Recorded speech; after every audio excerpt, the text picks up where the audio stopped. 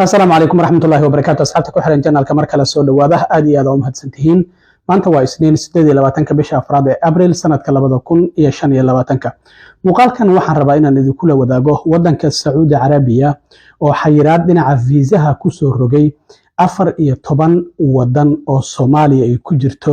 xilli xajkii uu soo dhow yahay arintaasi sidee dadka Soomaalida ay u qusaynaysaa ayaan rabaa inaan idin la wadaago haddii aan leedmo maamulka Trump oo maalinta beriya 100 maalmood oo xilka uu hayay u dabaaldegayo laakiin kalsoonida ay shacabku hayaan waxay maraysaa meeshii ugu horeysay muddo 8 sano ah madaxweyne boqolkiisa maalmood ugu horeysa kalsoonida shacabku meesha ay gaarto arimahaasi iyo sidoo kalena warar soo baxaya oo sheegaya in caruur wadankan ku dhalatay oo waalidiintood ay sharci darro ahaayeen in iyaga iyo waalidiintood la isku masaafuriyay oo hadda soo baxaysana waan idin la wadaagaya balse marka hore soo dhawaada Saudi Arabia oo ay ku yaalaan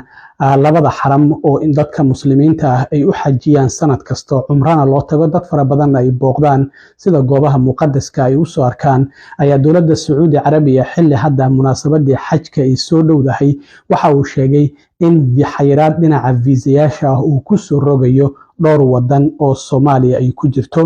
waxaana dawladda Sacuudigu ay sheegtay arintan inay ahaan doonto xayiraadan mid ku meel gaar ah waxaana laga mamnuucayaa 14 wadan oo Soomaaliya ay ku jirto in visa booqasho ama umra ay ku yimaadaan wadanka Saudi Arabia xajku kuma jiro dadka ogolaashaha xajka haysto waa ay tagi karaan laakiin inta xajka uu socdo waxa jirta dad fara badan oo ama booqasho ku tagay ama umra ahaan u tagay in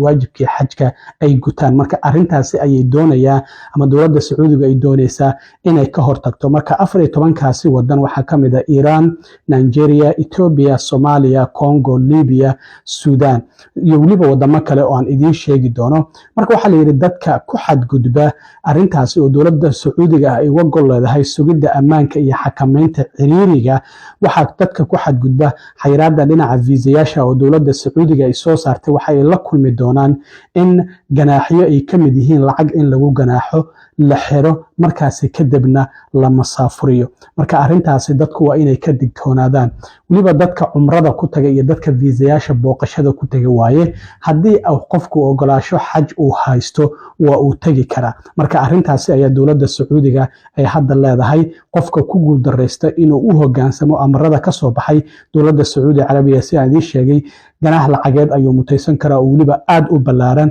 xabsi ayuu mutaysan karaa markaasi kadibna waa la masaafurinaya marka qofku waa in uu eego qorshayaashiisa dhinaca safarka ka hor inta uusan Sacuudiga aadin xilliga uu tagayo iyo waliba xilliga uu ka soo baxayo marka sidaas ayaa dawladda Sacuudiga ay hadda leedahay sida hadda la wada sugayo xajka waxa la filayaa bisha June in uu bilowdo iyadoo wasaaradda xajka ee Sacuudigana waxa ay tiri dadka umrada oo u jooga wadanka Saudi Arabia hadda waxa loo baahan yahay inay Makka ka tagaan Abriil 29keeda oo maalinta beri ah marka haddii aad umro u joogtay wadanka Saudi Arabia waa inaad ugu dambeyn maalinta beri ah Makka aad ka soo baxdaa oo 29ka bishan haddii kale waxaad la kulmi kartaa in ganaaxiyo aad u daran iyo sidoo kalena haddii aad ku xadgudubto visa violation haddii aad samayso xadgudub dhinaca visa aad samaysto waxa ka dhalan kara caqabadahan soo socda in lagu masaafurinayo xabsi lagu gelinayo laguna ganaaxayo lacag dhan oo 50,000 oo riyaal oo lacagta Saudi Arabia oo 13,000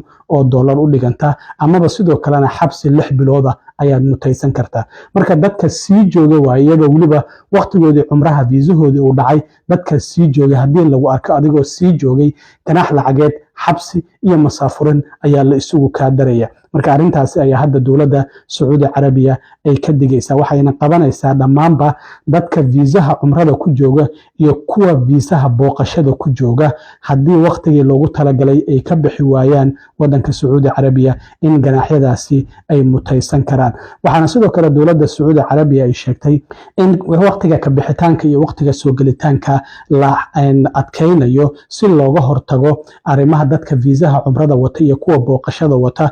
sida ay sheegay 29 bishan oo biri ku beegan waa inay ka baxaan. Arrintaana waxa ay bilaabatay intriga in la xadido Maka 23 bishan oo arbacadii la soo dhaafay ahayd. Marka haddii sidoo kalena xitaa dadka degan Maka oo galaya waxa looga baahan yahay inay cadeeyaan in ay degan yihiin magaalada Maka. Sidoo kalena shaqaalaha shaqo ahaan u tagaya goobaha barakaysan waxa sidoo kalena iyaga looga baahan yahay permitkooda ama ogolaashahooda in ay muujiyaan. Sida hadda xajka la filayo waxa la filayaa in uu bilowdo 6 Juun ilaa 11 bisha uu socdo, hadba waxay ku xiran tahay xilliga bisha la arko. Sidaas darteed ayaa dowladda Sacuudi Carabiya waxay sidoo kale u digaysaa shirkadaha dhinaca travel agencies oo waxay leedahay shirkadaha dhinaca travel agency oo iyaguna dadka tikidhada iyo u jira isla markaana dadka geeya inta badan cumrada in iyagana sidoo kale lala xisaabtami doono oo si aad ah loo eegi doono. Shirkadaha ku guuldareysta in ay soo report gareeyaan dadka xujayda ah ama cumreystayaasha ama booqashada ku jooga oo ku xadgudbay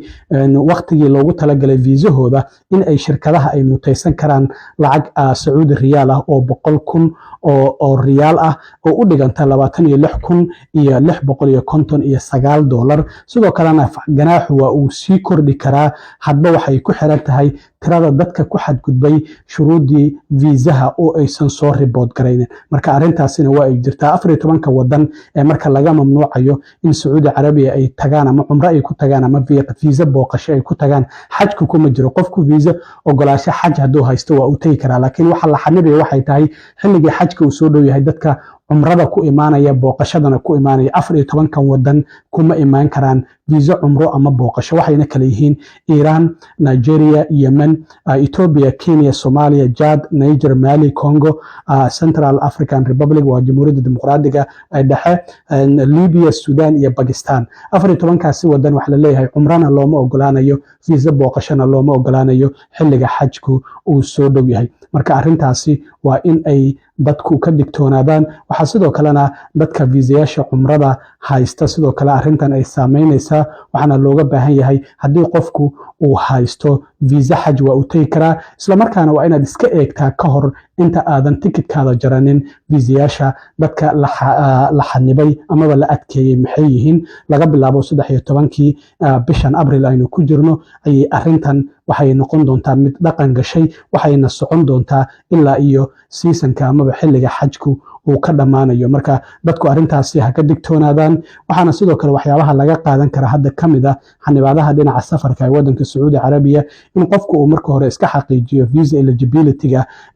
ogolaashaha dhinaca viisaha uu Sacuudiga ku tagi karo. 14kaasi wadan ee la xanibay oo Soomaaliya ay ku jirto waa in ay ka fogaadaan in ay waqti ka badan waqtigii viisahooda uu dhacayay ay sii joogaan wadanka Sacuudi Carabiya. Waana sidoo kalena qofku haddii uu haysto viisa cumro amaba booqasho waa inuusan isku dayin inuu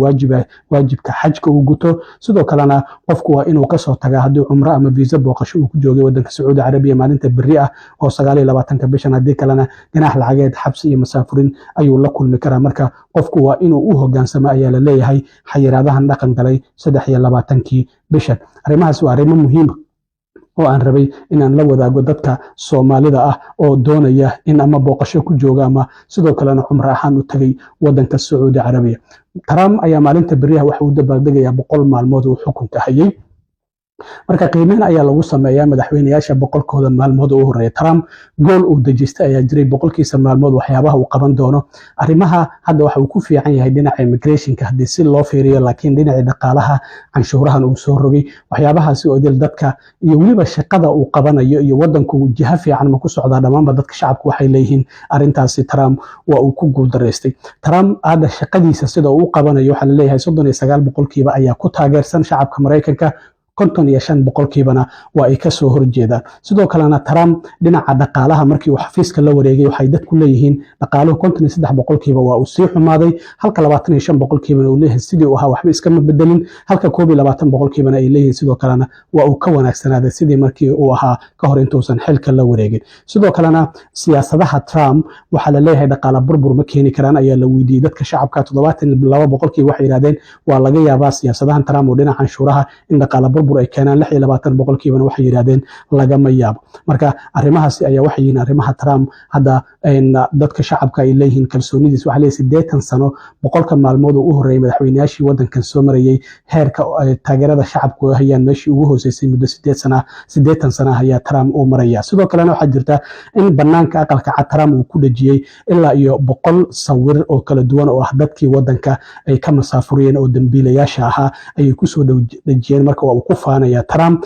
sidoo kale intii uu xilka hayay waxaa la leeyahay 9 qofood oo kaliya ayaa lagu soo daayay wadanka oo si sharci darro ah dadka ama xadka laga soo daayay, halka xilligii Biden ay ahayd 181,241 in la soo daynayay shakhsiyaad sanadkii 2024. marka maamulka Trump hadda waxaa la leeyahay marka kalsoonida shacabku ay ku qabaan meeshii u hooseysay ayay maraysaa. waxaa hadda sidoo kale soo baxday in 3 caruur ah oo waliba mid kamid ah uu kansar qabo oo waalidiintood ay wadankan ku dhaleen, waliba iyagoon waalidiintu ay sharci darro ahaayeen. ilmuhu hadday wadankan ku dhashaan, haddii xitaa waalidku uu sharci darro wadanka ku joogay, muwaadin ayuu horey ka noqonaya. taasi oo Trump uu doonayay inuu meesha ka saaro, laakiin dastuurka ayuu ku qoran tahay waa kii wareegta saxiixay. maxkamadda sare ay ka mid tahay ayaana sidoo kale diiday arrintaasi. laakiin waxaa la leeyahay hadda garsoore ayaa wuxuu sheegay bisha soo socota inuu dhageysanayo kiis ilmo 2 jir ah oo hooyadii iyadoo la masaafurinayo ay lala masaafuriyey. waxaa maamulka Trump uu leeyahay hooyada ayaa tiri ilmahayga la igama reebayo, marka waa lala masaafuriyey. laakiin arrintu sidaasi maahan ayay leeyihiin qareenada hadda u doodaya oo ilmaha qasab ayaa loogu daray maamada, waxayna doonaysay maamadu inay ilmaheeda ay ka tagto. 3 caruur oo muwaadiniin Mareykan oo wadanka ku dhashay ayaa El Salvador loo masaafuriyey, waalidiintood sharci darro ahaayeen, waalidiintoodna lala masaafuriyey. Tom Homan oo maamulka Trump u xil saaran arrimaha xadka iyo masaafurinta waxa uu sheegay in haddii waalidku uu yiraahdo ilmahaygu igama harayaan in lala masaafurinayo, waxayna diidayaan in waalidiintii ilmahooda ay kala reebaan sida xilligii hore ee Trump 4 sano uu xilka hayay 2017 ilaa iyo 20 ama 2016 ilaa 20 dhacday oo waalidiinta iyo sidoo kale caruurtoodii la kala reebay, qaarkoodnaba ay kala lumeen. maamulka Trump waan arki doonaa maalinta beriyaha marka boqolka maalmood uu u dabaaldego haddii sidoo kalena arrimihii qaxootiga uu ka hadlo, isla markaana wasaaradihii loo xil saaray wasaaradda amniga gudaha iyo arrimaha dibadda ay war ka soo saaraan. waan arki doonaa maadaama 100 maalmood hadda ay u buuxsantay, Trumpna 90 maalmood uu qabsaday in dib u eegis lagu sameeyo arrimaha qaxootiga iyo waliba dhammaanba qaababkii kala duwanaa ee wadankan lagu soo geli jiray. haddii wax kale ay ka soo kordhaan insha Allah muuqaaladeena dambe ee soo socda ayaan idinkula wadaagi doonaa. aad iyo aad u mahadsantihiin. intaan mar kale kulmi doono waa saaxiibkiina Cilmi Waaro idin la sida iyo